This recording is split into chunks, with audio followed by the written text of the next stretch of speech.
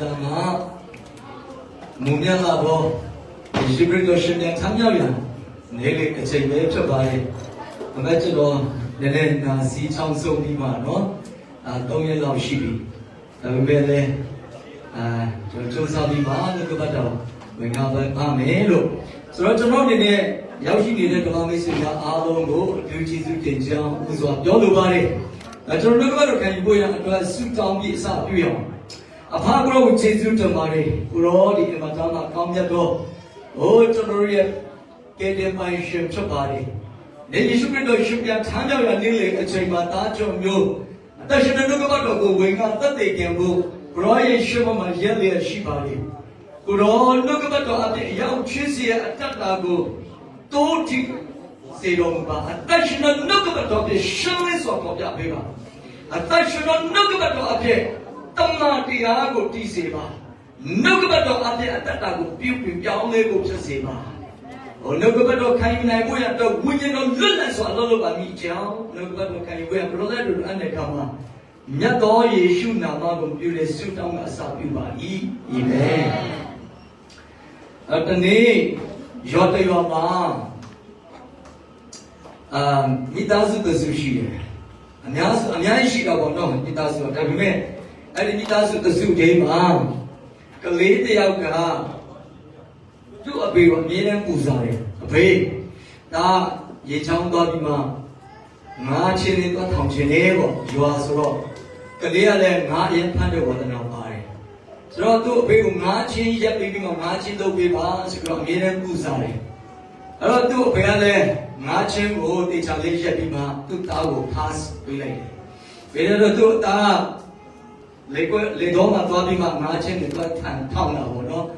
Yesi Jama, or yes, Lale ye, or ye Jama, marching got town or no. I don't demand marching Tabu, she don't ship a link. Just also a young mother about marching town, but that's so tired. I don't have to that marching and Tabima, but next year, Nachi. Chen was shot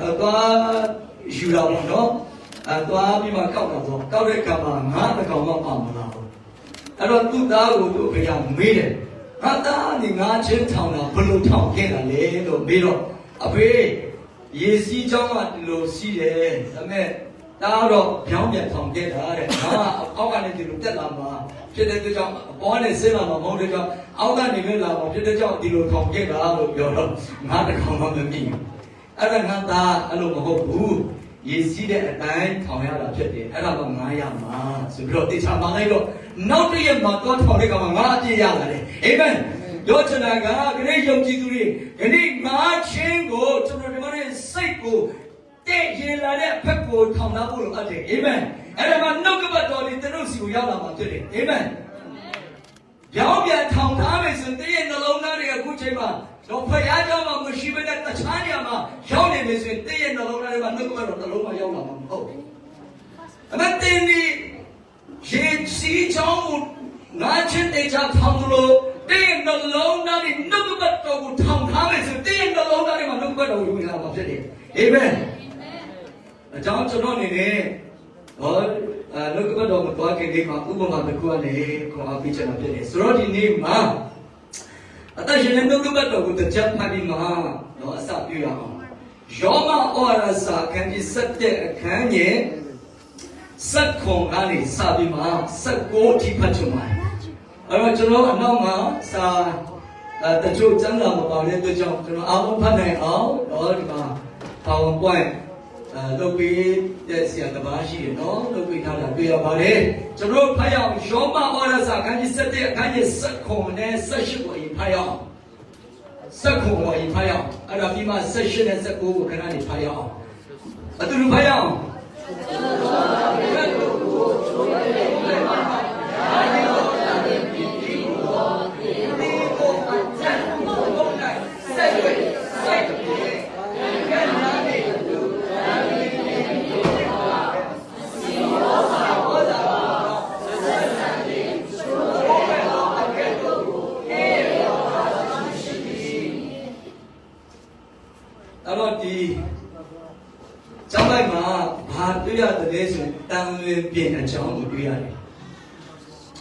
ဘာပြောတယ်ဒီမှာအချုပ်သောအခက်ကိုချိုးဖျက်ပြီးမှရှိုင်းသောတန်လွင်ပင်ဖြစ်သောတင်တို့ကိုလို့ပြောတယ်ကျွန်တော်တို့ကိုဘာနဲ့နိုင်ထားတယ်လဲရိုင်းသောတန်လွင်ပင်နဲ့နိုင်ထားတယ်ဆိုတော့တွေ့ရတယ်အဲ့တော့ဒီမှာတင်တို့ကိုသူတို့ငုံနိုင်ဆက်ရွယ်ဆိုင်တဲ့တန်လွင်ပင်အမြင့်ကို၎င်းဩဇာအစီဩဇာကို၎င်းတင်တို့နဲ့အတူဆက်ဆံနေချိုးဖြတ်သောအခက်တို့တွေဝါကြွားစရာအကြောင်းမရှိနော်ဝါကြွားစရာမရှိလို့တွေ့ရပါတယ်ဆိုတော့ဒီနေရာမှာတန်လွင်ပင်အရိုင်းနဲ့အစစ်နှမျိုးကိုတွေ့ရတယ်အချုပ်တော်တန်လွင်ခက်ကိုချိုးဖြတ်ပြီးမှပြောတာဘာလို့ပြောတာလဲဆိုရင်ဣတိယလာမျိုးတွေကိုပြောနေခြင်းဖြစ်တယ်အဲ့တော့ဒီတန်လွင်ပင်ကဣတိယလာမျိုးကိုနိုင်တယ်လို့ယေရှုခရစ်တော်ကိုယ်တိုင်ကိုလည်းနိုင်တာဖြစ်တယ်။ဘာကြောင့်လဲဆိုတော့တန်လွင်ဆိုတဲ့အတီးတန်လွင်စီဆိုတာကအမတမ်းမှာဣတိယလာမျိုးတွေထဲမှာဖြားတာနာတာရှိရင်စီလိမ့်ပြီးမှဆုတောင်းပေးရတယ်။တေချာလည်းပွန့်ပေးရတယ်။ပြီးတော့မှဒီဘယင်းတွေပေါ့နော်ဘယင်းတွေရှိပြီးတော့ဟဲ့တွေတုံးတဲ့တန်လွင်စီဖြစ်တယ်။အမတမ်းမှာဘိတ်သိပ်ချွေးခံရတဲ့စီတမျိုးဖြစ်တယ်ဆိုတော့ကိုကျွန်တော်လည်းဖော်ပြချင်ပါတယ်။ဖော်အားပေးချင်ပါတယ်။ဆိုတော့ကျွန်တော်ဒီနေရာမှာတန်လွင်သီးတွေစားဖို့တဲ့ညီကိုရှိသလားရှိသလားတန်လွင်စီတန်လွင်သီးစားဖို့ပါတယ်တချို့များသောအဖြစ်မစားဘူးတော့ပါဒါပေမဲ့ကျွန်တော်လည်းမစားဘူးတန်လွင်သီးကျွန်တော်စားဖို့တော့စုံပလုံကြီးတော့စားဖို့တယ်စုံပလုံကြီးကအရင်များတယ်ဒီ shopping Starbucks Central မှာတော့ဝယ်မယ်ဆိုရင်အများကြီးရှိတယ်တော့အပြုတ်လိုက်တီးတာဒီစပီတီနဲ့ခတ်စစ်စံပဲဒါပေမဲ့သူကမဲလာတဲ့ခါမှာအဝါရောင်ဖြစ်ပြီးမှပေါ့နော် box ထဲမှာထည့်ထားတာအရန်ချိုတယ်အဲ့ဒါတော့စုံပလုံတီးပေါ့နော်ဒါပေမဲ့တန်လွင်တီးတော့ကျွန်တော်အရင်တခါသူများယူလာတော့တွေ့တယ်ဒါပေမဲ့မစားဘူးပေါ့နော်မဒီတန်လွင်စီဆိုတာအမတမ်းမှာပိတ်သိပ်ချင်းခံရတဲ့အဘယ်တမျိုးဖြစ်ပြီးမှစီရအစ်တီလာမျိုးတွေထဲမှာအမတမ်းမှာတုံးတဲ့တော့ဖယားကင်စပယ်ရှယ်တော့ပြီးတဲ့အဘယ်မျိုးဖြစ်တယ်အစေမျိုးလည်းဖြစ်တယ်ပိတ်သိပ်ပြီးတဲ့စီမျိုးဖြစ်တယ်အပြင်မျိုးဖြစ်တယ်ဆိုတော့ဒါကိုဘယ်သူနဲ့နိုင်ထားတယ်ဣတိလာမျိုးတွေနဲ့နိုင်ထားတာတချို့ကိုချိုးဖက်ပြီးမှလို့ပြောတဲ့အခါမှာကျွန်တော်ဒီနေရာမှာတော့ပုံလေးတစ်ချက်တော့ပြပြပါကျွန်တော်ဘလို့အကိုင်းဘလို့ဆက်ရတယ်ဆိုတဲ့အရာပေါ့နော်ဒါတန်လွင်ပြင်တော့မဟုတ်ဘူးပေါ့နော်ဒီအပြင်ကဘာနဲ့တူတယ်လဲဆိုရင်ကျွန်တော်တက်တော်ကြီးအပြင်နဲ့တူတယ်ဒါပေမဲ့အကိုင်းကိုဒီလိုဖြတ်ပြီးမှဆက်ရတာဒီမှာနော်ဒီမှာဆက်ထားတာရှိတယ်တွေ့သလားရှင်းလင်းအောင်ပေါ့လို့ဒီမှာအကိုင်းကိုဖြတ်တောက်ပြီးမှဆက်ရတာဖြစ်တယ်ဒါကြောင့်ကျွန်တော်အနေနဲ့ဒီကောင်းဒီရောမအခန်းကြီး7အခန်းကြီး7ခုကနေ7ဒီကောင်းစီယူထားတာကကိုင်းဆက်ထားသောအပင်များဆိုပြီးတော့ကောင်းစီယူထားပါတယ်ခုနဟိုထဲမှာပြပြီးပြီဟုတ်ကဲ့ဒီအပုံလေးပဲတော့ဒါကိုင်းဆက်တာဒီမှာဒီအပြင်ကိုပြင်မကိုခုတ်ပြီးမှတော့အကိုင်းဆက်တာဒီမှာနော်ဒါကမြင်အောင်ဆိုပြီးတော့ကျွန်တော်ခုနဆရာဂျိုရှောနဲ့လို့နော်ဒီ online ကနေရှာပြီးမှထည့်ထားတာဖြစ်တယ်အဲ့တော့ကိုင်းဆက်ထားသောအပြင်များကောင်းစစ်ဆိုတော့ဒီနေရာမှာဘာပြောချင်တယ်လဲဆိုရင်တန်လွင်ပင်ဆိုတာကဣတိယလာမျိုးတွေကိုပြောပြီးမှတန်လွင်ဒီမှာရိုင်းတော့အပြင်လို့ပြောတာကျွန်တော်တို့ကိုပြောတာဖြစ်တယ်ကဘာလိုမျိုးတွေကိုကျွန်တော်တို့ကိုရိုင်းတော့အပြင်လို့ပြောထားတာဖြစ်တယ်။ဘာကြောင့်ဒီလိုပြောတယ်လဲဆိုဒီထဲမှာလေရိုင်းတော့တန်လွင်ပင်ဖြစ်တော့တင်တို့ကိုသူတို့ငုံနိုင်ဆက်ရွယ်လို့ပြောတာဖြစ်တယ်။အဲ့တော့ဣတိယလာလူမျိုးတွေကိုကျွန်တော်တို့ကိုဆက်ခိုင်းတာဖြစ်တယ်။အမှန်မှန်ကတော့ယေရှုခရစ်တော်လောကမှာလာတာကဣတိယလာလူမျိုးတွေနဲ့ဆက်ဖို့လာတာဖြစ်တယ်။တော့ကျွန်တော်တို့နဲ့မဆိုင်ဘူးအမှန်တော့ဒါပေမဲ့ဣတိယလာလူမျိုးတွေကယေရှုကိုပေးတယ်ယေရှုကိုညင်းတယ်ညင်းတဲ့အတွက်ကြောင့်တပါးအမျိုးစီကိုရောက်လာတာဖြစ်တယ်ဒီလိုပေးတယ်ဆိုပြီးမှဣတိယလာလူမျိုးတွေကိုလုံးလုံးပေးလိုက်တော့မဟုတ်ဘူးအမှားတော့ယေရှုပေးတော့မဟုတ်ဘူးဘယ်သူပေးတာလဲဣတိယလာလူမျိုးတွေပေးတာ ဒီနေရာမှာအလွယ်မယူသိချင်ဘူးလေယေရှုကအိဒီလာလူမျိုးတွေကိုပေဖို့လာတာမဟုတ်ဘူးလင့်လို့ဆက်ပေဖို့ဆက်ဖို့လာတာဖြစ်တယ်ဘာကြောင့်လဲ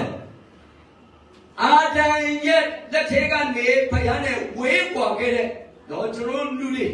ဣတိလာလူမျိုးကိုပြန်ပြီးမှဆွတ်နေဖို့ယေရှုခရစ်တော်နဲ့ဆက်နေဖို့လာတာဖြစ်တယ်သို့တော့ဣတိလာလူမျိုးတွေကယေရှုကိုညှင်းပေတယ်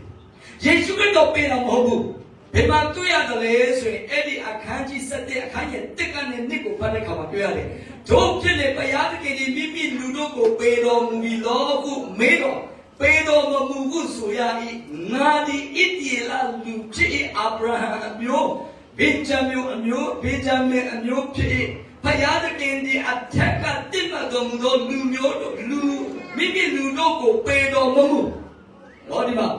ပရောဖက်အေလိယကသာဝရဘုရားသူတို့ဒီကိုရောဤပရောဖက်များကိုတတ်ကြပြီးကိုရောဤရစ်ပလင်များကိုဖြိုဖျက်ကြပါပြီအကျွန်ုပ်တယောက်ကိချံ၍အကျွန်ုပ်အသက်ကိုပင်ရှာကြပါဤကိုဘုရားကိရှေနာဣတိလာအမျိုးတစ်ဖက်၌ရှောက်ထားသည်ကိုကျမ်းစာ၌ပါသောအကြောင်းကိုသင်တို့မသိကြသလိုထိုတို့ရှောက်သောအခါအပေတို့ပြာတိတ်ထားတော်မူတဲ့ဤခုမူကားအာရရှေ၌ဒုမထောက်တော်မူ9,000တို့ကိုငါအဖို့ချံကျွေးစေသည်ဟုမိန့်တော်မူ၏ဒီမှာဖယားသခင်ကယေရှုခရစ်တော်ကဣတိလာလူမျိုးတွေကိုပေဖို့လာတာမဟုတ်ဒါပေမဲ့လူဒီဣတိလာလူမျိုးတွေကညစ်ပေတဲ့အတွက်ကြောင့်တပါးလူလည်းပြန်ပြီးဆက်ဖို့လာခဲ့တာဖြစ်တယ်အာမင်အဲ့တော့တန်လွင်ပြင်အယံတင်တဲ့ကျွန်တော်ဟာတန်လွင်ပြင်အယံဖြစ်တယ်အမမယေရှုခရစ်တော်တာလေကျွန်တော်တို့ကိုမဆက်ပေးမှုဆိုရင်ခိုင်းဆက်ပေးချင်မလို့ဘူးဆိုကျွန်တော်လုံးဝအမှုရှိတယ်ကျွန်တော်တို့အုတ်တုံညံ့ဖြစ်တယ်တန်မိုးမရှိတဲ့လောအမျိုးဖြစ်တယ်ဣတိလာလူမျိုးတွေမှာပိတ်ချင်ခိုင်းရတဲ့သူတွေဖြစ်တယ်တို့ယေရှုခရစ်တော်အပြစ်ဒီတန်လွင်ပြင်ဒီကိုယေရှုခရစ်တော်နဲ့ပြန်ပြီးဆက်နွယ်ဖို့လာတဲ့ခါမှာကျွန်တော်တို့ဒီတန်ဖိုးရှိတော်လူမျိုးဖြစ်လာတယ်အာမင်ယေရှုခရစ်တော်နဲ့တည်တည်တတ်ဆက်နေဖို့လိုအပ်တယ်ဒီနေရာမှာဂိုင်းဆက်တဲ့ပြောရကမှာခုနပုံထဲမှာပြခဲ့ပြီတေချာလဲဂိုင်းဆက်ရတယ်ဒီမိဆက်ရပါတယ်အဲ့မှာမတိတတိမမိတမိဆက်ထားရင်အညစ်တွေတော့ပေါက်လာမယ်ဒါပေမဲ့အဲ့ဒီအပင်ဟာအားမရှိတေချာလဲဆက်ထားမှတေချာလဲသူ့ရဲ့အပင်တန်လွင်ပင်အစစ်ကိုကျွန်တော်တို့ရဲ့တန်လွင်ပင်အရိုင်းနဲ့ဆက်လိုက်တဲ့ခါမှာ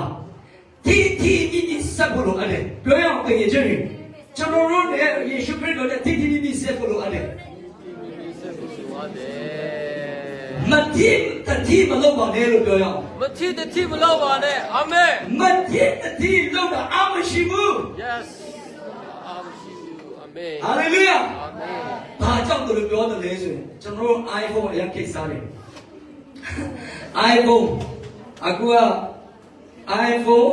14 or 15 Pro Max ရောက်လာပြီ14နဲ့တော့မှကြံခဲ့ပြီဒါပေမဲ့ကျွန်တော်ကတော့14နဲ့ရှိ15လည်းမရှိဘူးဆိုတော့သူများကံလို့ပြောတာပါ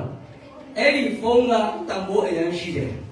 4,000ကျော်5,000ကျော်ရှိတယ်6,000ပြီးပါပေါ့အဲ့ဒီဖုန်းကိုဘက်ထရီကျိုးကမဆက်ထားပြီးဆိုဖုန်းကသုံးလို့ရမလားတန်ဖိုးရှိတယ်ဒါပေမဲ့သူ့မှာ power လာမလားမလာဘူးမမိတမိလေးဆက်တိုင်းရောမလာဘူးလားလာပေမဲ့ power ရှိမလားတခါတည်းကျွန်တော်တို့ရုပ်တရက်ချာချင်တွင်းလိုက်တယ်ဒါပေမဲ့အသေးလေးကိုမတွင်းတဲ့အခါကျတော့မမိတမိဖြစ်နေတဲ့ကံမှာ power ကတက်မလာဘူးခဏနဲ့အပြင်ထွက်တော့မယ်ဆိုတဲ့ကံမှာ power က0ပြန်ဖြစ်တယ်မမိတမိဆက်တိုင်းလည်းတုံးလို့မရဘူးမိအောင်ဆက်ထားရမှာဖြစ်တယ်အာမင်ဒါကြောင့်ယေရှုခရစ်တော်ဒီလိုတန်လွင်တဲ့အစစ်ကိုကျွန်တော်တို့ကမိလေးတီမိလေးဆက်ထားဖို့လိုအပ်တယ်အာမင်အဲ့ဒီတီမဆက်တာနဲ့မတီဆက်တာတဲ့ညီကိုတွေချက်တော်ညီကိုတွေဘာဖြစ်လာလဲအပူတွေရောက်လာတဲ့ခါမှာလေပြင်းမုန်တိုင်းတွေရောက်လာတဲ့ခါမှာခဏလေးအဲ့ဒီဆက်ထားတဲ့နေရာကနေပြတ်ကျပြီးမှလဲတတ်တယ်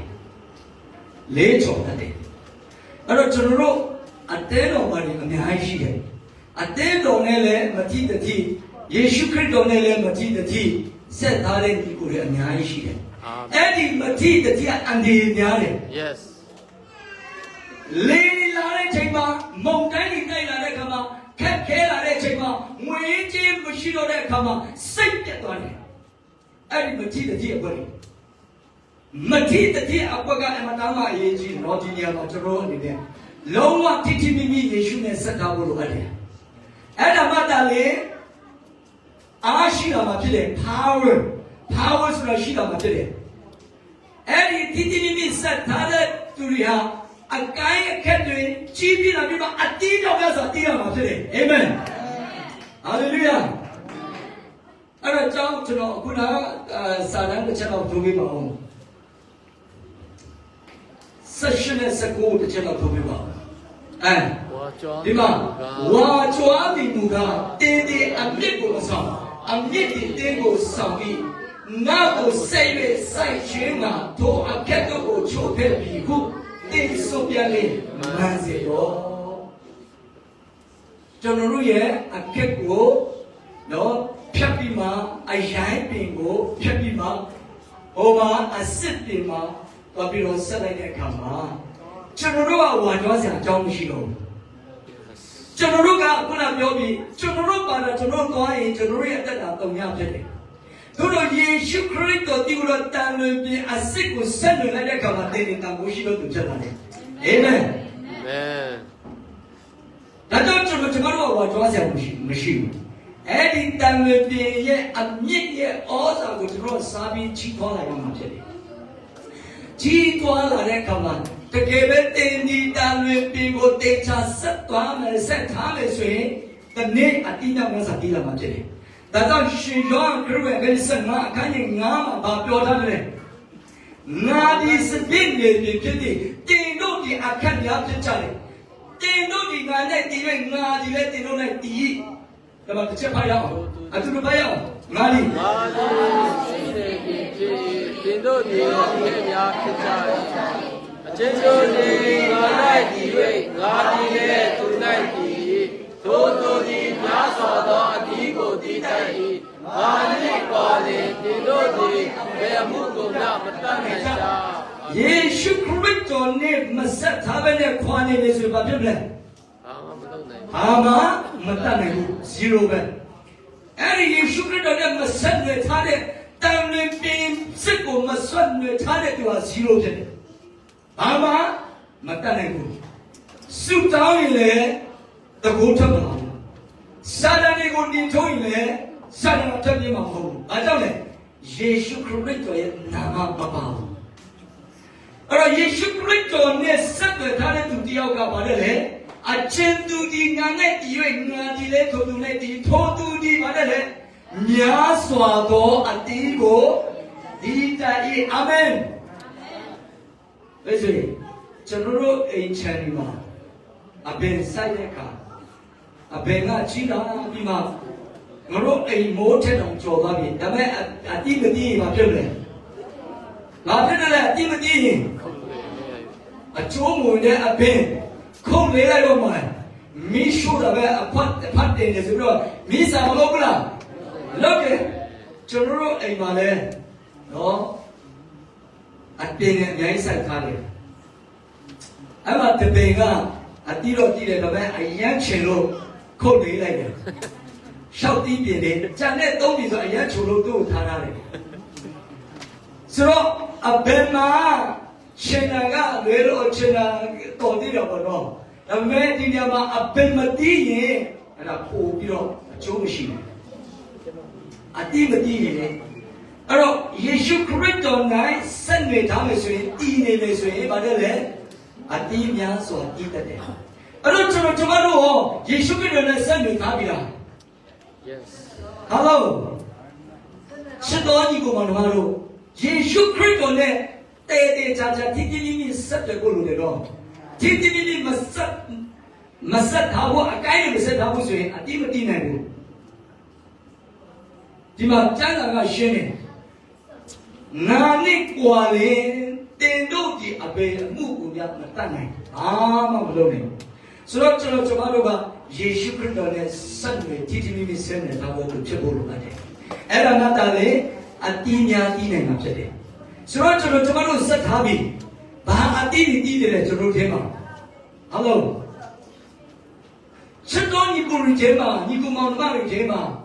ယေရှုနဲ့ဆက်သွယ်ထားပြီးဘာအတီးတီးရမလဲ That's right ကျွန်တော်တို့ဟာဝိညာဉ်အတီးတီးဖို့လိုအပ်တယ်ဂလာတိအခန်းကြီး9အခန်းငယ်20မှာပြောထားတယ်ဆိုရင်တစ်ချက်ပါရအောင်ဒီမှာတော့ကျွန်တော်မထည့်ထားလိုက်ဘူးကျွန်တော်ဖတ်မယ်နော်ဂလာတိအခန်းကြီး9အခန်းငယ်20မှာကျွန်တော်နောက်လိုက်ရအောင်ဝိညာဉ်ပဂတိအကျိုးမူကားဝိညာဉ်ပဂတိအကျိုးမူကားချစ်ခြင်းဝမ်းမြောက်ခြင်းငြိမ်သက်ခြင်းစိတ်ရှည်ခြင်းကျေးဇူးပြုခြင်းကောင်းမြတ်ခြင်းအိဆာဆောင်ခြင်းနုညံ့သိမ်မွေ့ခြင်းကာမဂုဏ်ချုပ်တင်းခြင်းပေသည်ထိုတို့သောအကျင့်ကိုအဘယ်သူမြမမြင့်တာအာမင်ယေရှုခရစ်တော်နဲ့ဆက်နေတဲ့ဒီနေ့ကနေစပြီးမှတင်ရဲ့အပင်ဟာရှင်သန်ကြီးထွားလာမှာဖြစ်တယ်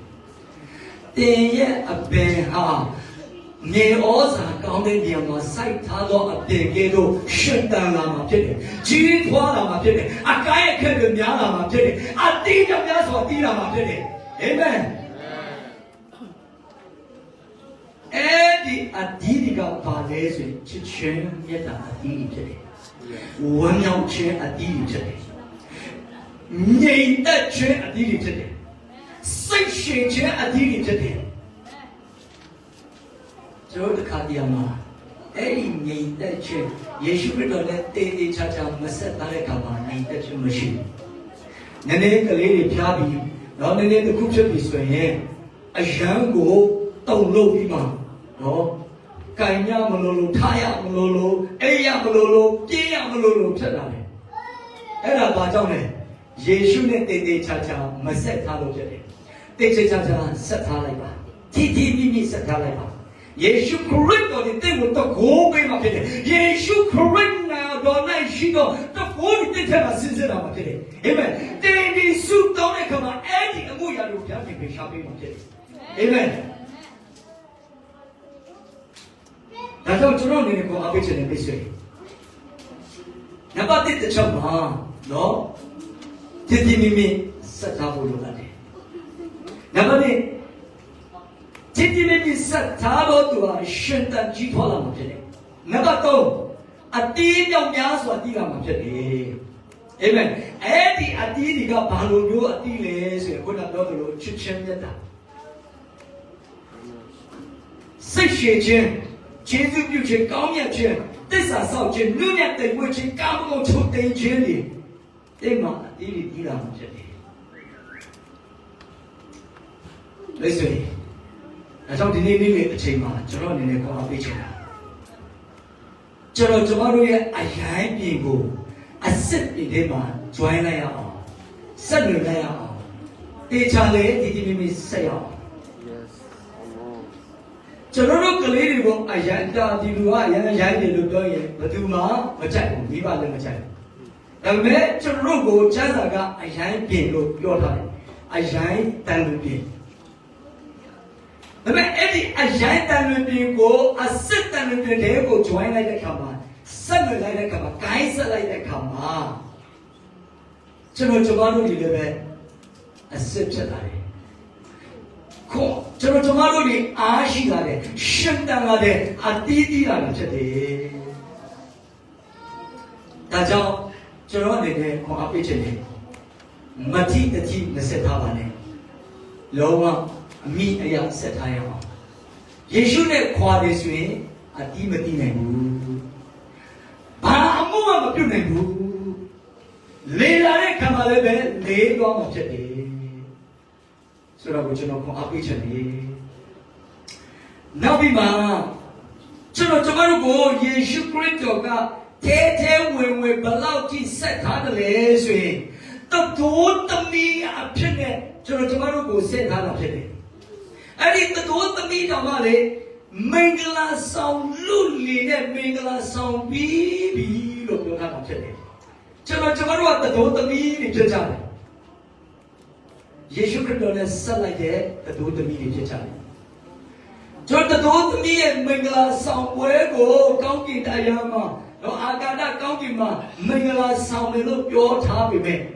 人类比就是怎么说，天天每个人上他都注意去讲话的 ，amen。真正的这朋友，下回介绍那个来了，叫你们说了，喏，你哥看你实在看你你们朋友，地方是的，喏，你哥看你实在看你哥就如果朋友哦。ဒီလာနေပြဆိုတော့တို့သမီးကညာကဲ့သို့ထွန်းတော်အားဆက်ဆံအားဆောင်မှာတင်တို့ကိုသင်သမီးနှင့်ထိမ်းများဆောင်သင်နေတော့ရာဇီရဲ့အလိုတော်တိုင်းဆိုရင်တော့စိတ်နဲ့တင်တို့ကိုစောင့်ရှောက်နေအာမင်ငါပြောထားတယ်အကြောင်းကငါဒီတင်တို့ကိုတီလာနဲ့ပြည့်စုံသောသူသမီးကညာအဖြစ်ခရစ်တော်အားဆက်ဆံအပ်တော်ငါအမှဆန်ဆိုတဲ့တလုံးချံခဲ့တယ်ဆက်ဆံအပ်တော်ငါတင်တို့ကိုလေတူနဲ့ချင်းချင်းဆောင်နေပြီးတော့ကြောင့်ဆောင်ပြီးပြီလားမဆောင်သေးတာလားဆောင်ပြီးပြီလားမဆောင်သေးတာလားဒီမှာဘာပြောလဲချင်းချင်းမင်္ဂလာဆောင်နေပြီးတော့ကြောင့်လို့ပြောတယ်ကျွန်တော်တို့တိုးသမီးလောင်းနေအောင်မဟုတ်တော့ဘူးတိုးသမီးစစ်ဒီမှာကြောင်းနေတာဖြစ်တယ်အာမင်အခါကျရင်ကျွန်တော်တို့အဲ့ဒီကျွန်တော်တို့ရဲ့ significant ကျွန်တော်တို့ရဲ့ image ကျွန်တော်တို့ရဲ့ဒီယေရှုခရစ်တော်ရဲ့တိုးသမီးဖြစ်ကြောင်းကိုကျွန်တော်မေ့တော့တယ်အဲ့ဒီတိုးသမီးဖြစ်ခြင်းကိုပေါ့ကျွန်တော်ပေါ့တန်ထားလိုက်တယ်ဒီမှာယေရှုခရစ်တော်ကိုရှင်ပေါလုကနေပေးစားထားတာထိမ်းပြန်ထားတာကတိုးသမီးကညာအဖြစ်လို့ပြောတာဖြစ်တယ်ကညာဆိုတာကတန်ရှင်းတဲ့သူလားမတန်ရှင်းတော့သူလားတန်ရှင်းတော့ယောက်ျားလေးပြီးတော့သူကိုကညာလို့ခေါ်လို့ရမလားခေါ်လို့မရဘူးအဲ့တော့ကျွန်တော်ကညာအစစ်ဖြစ်တဲ့ကြောင့်ယေရှုခရစ်တော်၌တန်ရှင်းသောသားသမီးတွေဖြစ်တယ်အာမင်ယေရှုခရစ်တော်ကြောင့်ဖြစ်တယ်အခုနအရိုင်းပြီးလုံးဝတုံးဆောင်လို့မရတဲ့အရိုင်းပြီးဟောယေရှုခရစ်တော်ရဲ့တန်လွင်ပြီးအစစ်ထဲမှာကျွိုင်းလိုက်တဲ့ဆက်လိုက်တဲ့အခါမှာအဲ့ဒီအမြင့်ထက်ကနေလာတဲ့ power အဲ့ဒီအမြင့်ထက်ကနေလာတဲ့ဖယားခင်ယေရှုခရစ်တော်ကျွန်တော်အဲ့ဒီထဲကိုရက်တည်သွားတာဖြစ်တယ်အာမင်ဒီခန္ဓာတန်ဖိုးမရှိတော့ယေရှုခရစ်တော်နဲ့ဆက်သွယ်လိုက်တဲ့အခါမှာယေရှုခရစ်တော်ရဲ့အထဲမှာဆက်သွယ်လိုက်တဲ့အခါမှာယေရှုခရစ်တော်ကြောင့်ဖြောင့်မတ်တော်သူဖြစ်ရအောင်အာမင်ယေရှုခရစ်တော်ကြောင့်တန်လွင်ပြီးအစစ်ဖြစ်ရတာဖြစ်တယ်အာမင်ဒါကြောင့်ကျွန်တော်ညီကောင်မတို့ကျွန်တော်ခေါ်အားပေးချင်ပါတယ်ကျွန်တော်တို့ကိုယေရှုခရစ်တော်နဲ့ထင်ရှားပြီးဖြစ်တယ်ဆက်ဆံပြီးဖြစ်တယ်အဲ့ဒီဖြစ်ခြင်းကိုကျွန်တော်တို့တန်ဖိုးထားရအောင်အဲ့ဒီဖြစ်ခြင်းကိုတန်ဖိုးထားရအောင်ယောက်ျားမိန်းကလေးအဲ့ဒီဖြစ်ခြင်းကိုတန်ဖိုးထားရအောင်အရန်ပြီမဟုတ်တော့ဘူးတန်လွင်အပင်ရန်မဟုတ်တော့ဘူးအစစ်ဖြစ်နေပြီတိုးသမီးတိုးသားရဲ့တိုးသမီးဖြစ်နေပြီချင်းပြန်ဆောင်နေပြီးတော့ကြောင့်ဘုရားသခင်အလိုတော်အတိုင်းဆိုရင်တော့စိတ်နဲ့တင်တို့ကိုစောင့်ရှောက်နေပြီအဲ့ဒီတိုးသမီးကညာအစစ်ကနေလွဲဖြေပါဘူးအရန်ကြောက်တယ်ဖြေသွားပါဘူးအရန်ကြောက်လွဲချော်သွားပါဘူးအရန်ကြောက်နေတယ်ရှင်ပေါ်လို့ပါကျွန်တော်ကယေရှုခရစ်တော်ရဲ့တိုးသမီးကညာဖြစ်တယ်တီလာနဲ့ပြည့်စုံသောကညာဖြစ်တယ်အာမင်တင်တို့ဟာအဲ့ဘာမှလာပါတယ်တီလာနဲ့ပြည့်စုံတဲ့အမျိုးသမီးတွေတိုးသမီးတွေဖြစ်တယ်ကျွန်တော်တို့ဟာယေရှုခရစ်တော်ရဲ့တိုးသမီးတီလာနဲ့ပြည့်စုံတဲ့အမျိုးသမီးတွေဖြစ်ကြပြီအာမင်ပြောရအောင်ကျွန်တော်ဟာတီလာနဲ့ပြည့်စုံသော ယေရှုခရစ်တော်ရဲ့တကုသမီးဖြစ်တယ် ယေရှုခရစ်တော်ရဲ့တကုသမီးဖြစ်တယ် ထိန်မြဲဆောင်ပြီးသောကြောင့်ဘုရားသခင်အမတမကျွန်တော်တို့အတွက်စိုးရိမ်နေတယ်တခြားလူတွေစီကိုရောက်တော့မှအရင်စိုးရိမ်တယ်တခြားဆိုတဲ့ကံမှာဘယ်သူတွေလဲစာတန်လက်ထဲရောက်တော့မှအရင်စိုးရိမ်တယ်ကိုယ်ဝင်ကိုယ်လက်တဲ့လူတွေတော့ဖြစ်တယ်ကျွန်တော်တို့ကလေးကြီးခင်ကြီးကလေးဖခင်တွေအားလုံးကသဒ္ဓသားသဒ္ဓသမီးဖြစ်ခဲ့မှုပါတယ်သဒ္ဓသားနဲ့မင်္ဂလာဆောင်တော့မဲ့တပတ်နှစ်ပတ်အလုံးမှာဘလို့ခံစားတယ်ကိုနဲ့မင်္ဂလာဆောင်မဲ့မျိုးကိုအချစ်အကိုရဲ့အချစ်ရဲ့မပြောမနေနိုင်ဘူးကျွန်တော်အရန်ချစ်တယ်နော်ညီမရေကျွန်တော်လည်းအထောင်ကောင်းတောင်းမကပြောဖူးပါတယ်ပြောခဲ့ပါတယ်ဘာကြောင့်လဲကိုမင်္ဂလာဆောင်ရမှာကိုမမှန်ဘူးလားအဲ့ဒါကိုမမှန်ဘူးပြောတဲ့တော့ကျွန်တော်အနေနဲ့တော့ဒါတော့တမျိုးခင်ဗျားတို့ဆိုအချစ်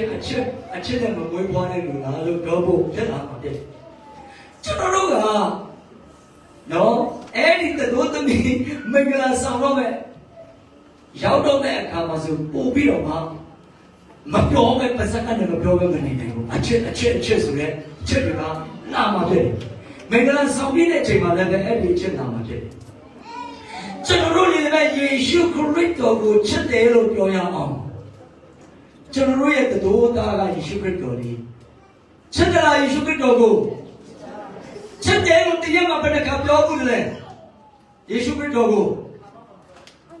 တခါမှမပြောဘူးတဲ့လူတွေအများကြီးရှိတယ်ဒီနေ့ကစပြီးတော့ယေရှုခရစ်တော်ကိုငါရဲ့အချစ်တော်ယေရှုလို့ပြောရအောင် Hallelujah I love Jesus You are the only one beloved Jesus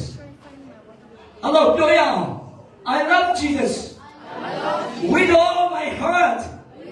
with all my strength the whole my life Hallelujah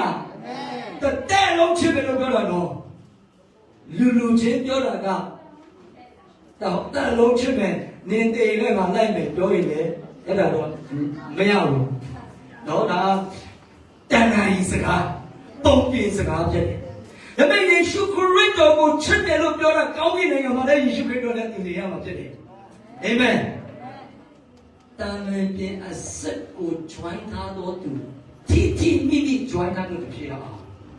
တီမိမ join ထားဖို့ကွာတယ်လို့ဆိုအတိမကြည့်နိုင်ဘူးဒါကြောင့်ဒီနေ့ကစပြီးမှယေရှုခရစ်တော်ဟာ